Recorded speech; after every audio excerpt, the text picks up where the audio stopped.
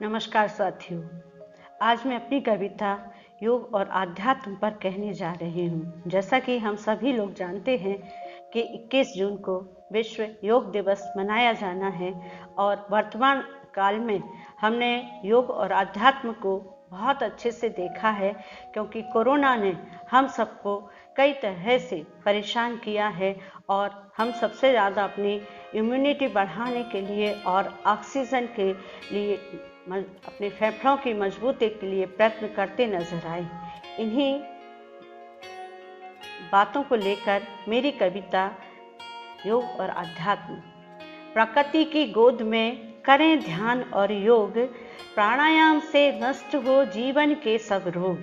प्रकृति की गोद में करें ध्यान और योग, प्राणायाम से दूर हो जीवन के सब रोग। जीवन के सब रोग मिटे आनंद मिलेगा, सकारात्मक ऊर्जा हो तो हृदय खिलेगा। जीवन के सब रोग मिटे आनंद मिलेगा, सकारात्मक ऊर्जा हो तो हृदय खिलेगा। हृदय खिलेगा संग मन खिलेगा, महंगाई के जमाने में कुछ जेब भी खिलेगा। हृदय खिलेगा संग मन खिलेगा, महंगाई के जमाने में कुछ जेब भी खिलेगा। खिलेगी बगिया परिवार और देश की, अनुलोम विलोम कपालभाति शीर्षासन वज्रासन भुजंगासन आदि से।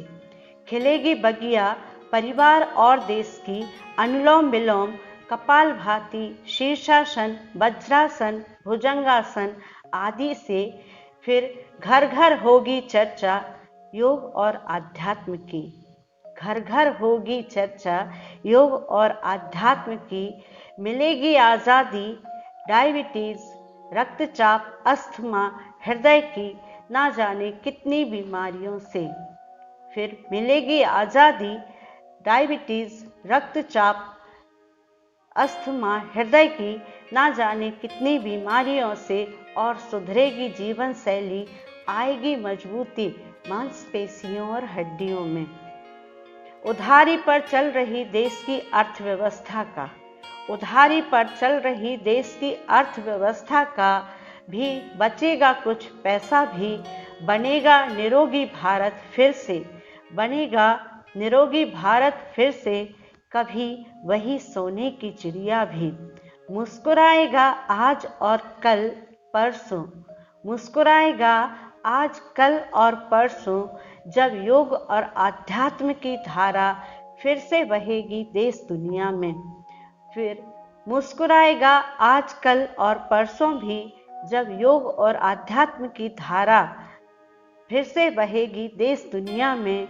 साथियों, फिर हमें 21 जून विश्व योग दिवस ना मनाकर 21 जून विश्व योग दिवस ना मनाकर सारे बरस हम योग और आध्यात्म को जीने लगेंगे। फिर 21 जून विश्व योग दिवस ना मनाकर हम सारे बरस योग और आध्यात्म को जीने लगेंगे। धन्यवाद।